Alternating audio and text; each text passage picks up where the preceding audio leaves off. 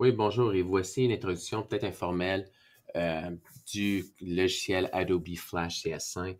Donc, être capable de créer les différents objets, être capable d'exécuter et être capable de gérer les barres propriétés, outils et scénarios.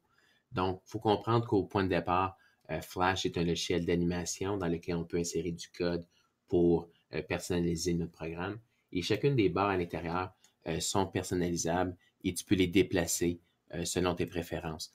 Moi, j'aime bien placer la barre à outils complètement à gauche, la section scénario en bas et la barre des propriétés du côté droit. Premièrement, on travaille sur des calques. Donc, présentement, j'ai un premier calque, calque 1. Et à l'intérieur, ce que je vais faire, c'est lorsque le calque est vide, tu remarques, j'ai un cercle vide blanc à l'intérieur. Et lorsque je place une forme, donc par exemple un carré ici, je peux remarquer que dans la section calque, tu vois maintenant, j'ai un point qui indique que l'objet a un contenu. Chacun des objets je peux les sélectionner en utilisant l'outil sélection. Je peux sélectionner de plusieurs façons. Tu remarqueras que lorsque le curseur est sur la bordure de mon objet, donc sur le contour en fait, le curseur change d'apparence. Et si je le sélectionne, je peux sélectionner un élément ou si je double-clique, je vais sélectionner toute la bordure au complet. Même chose lorsque je suis sur un objet, sur l'intérieur. Donc, si je clique une fois, je sélectionne l'intérieur seulement. Si je double-clique, je sélectionne l'intérieur et le contour.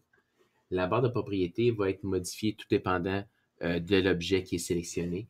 Donc, lorsque j'ai un carré, j'ai le trait que je peux modifier la largeur. Je peux aller directement à l'intérieur, changer la largeur, la couleur de remplissage. Et je peux également modifier ces éléments-là à la création. C'est-à-dire que si je décide de faire une autre forme, par exemple un cercle, je peux déterminer au point de départ quelle va être la couleur de remplissage et de contour de mon cercle pour pouvoir le créer. Maintenant, si tu remarques le scénario comme tel, ici j'ai une image clé, je peux créer différents calques. Donc, si je me crée un calque, puis c'est une bonne pratique de renommer les calques en conséquence. Donc, j'ai un calque que je vais appeler cercle, puis l'autre carré. Donc, si je veux prendre le cercle et le placer dans le bon calque, je pourrais le sélectionner et assure-toi d'avoir le contour et l'intérieur. CTRL X permet de couper, donc ça efface et copie en même temps. Je sélectionne le calque approprié et je peux faire coller, CTRL V, la touche raccourcie.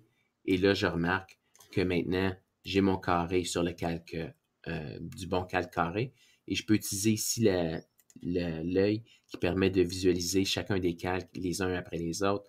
Donc, si je mets un X pour le cercle, je vois que je vois juste le calque du carré et inversement pour le cercle. Donc, ça, c'est une façon.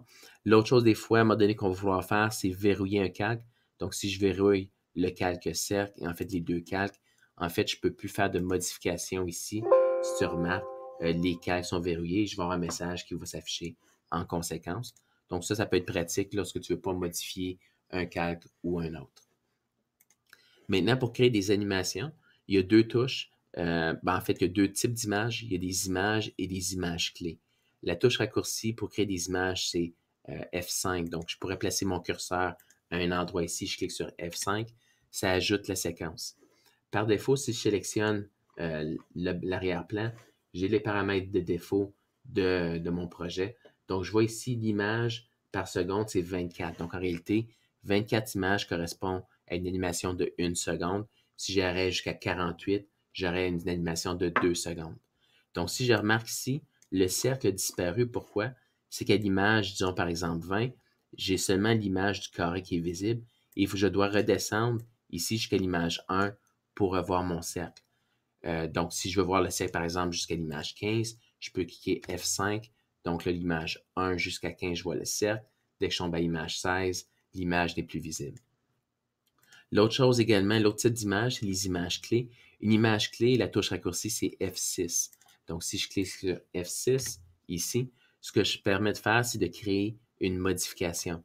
Donc, si par exemple, mon cercle, je décide de sélectionner le cercle et de modifier certaines propriétés ou d'ajouter d'autres éléments, ici. Donc, je vais remarquer qu'à l'image 15, mon cercle a cette apparence. Si j'arrive à l'image précédente, je vois que je retombe à l'image clé qui correspond à l'image 1. Donc, lorsque tu modifies un objet, l'objet est modifié pour son calque et sur l'image clé qui est sélectionnée.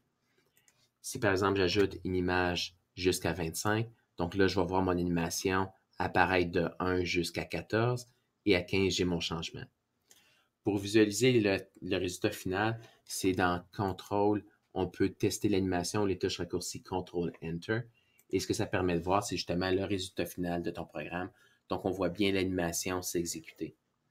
Au niveau des fichiers, quand tu enregistres ton travail, naturellement, tu l'enregistres fichier enregistré ou enregistré sous pour lui donner un autre nom. Et lorsqu'il est enregistré, je vais aller le chercher dans son dossier. Je l'ai placé dans W.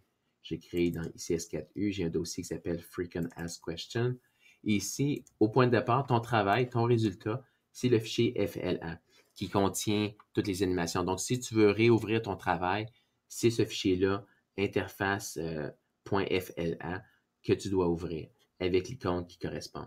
Le fichier résultat, donc le résultat de ton projet, l'animation que tu peux utiliser, c'est le fichier SWF. Et si tu regardes, il va l'ouvrir à l'intérieur d'une fenêtre de Flash Player avec ton animation qui roule à l'intérieur.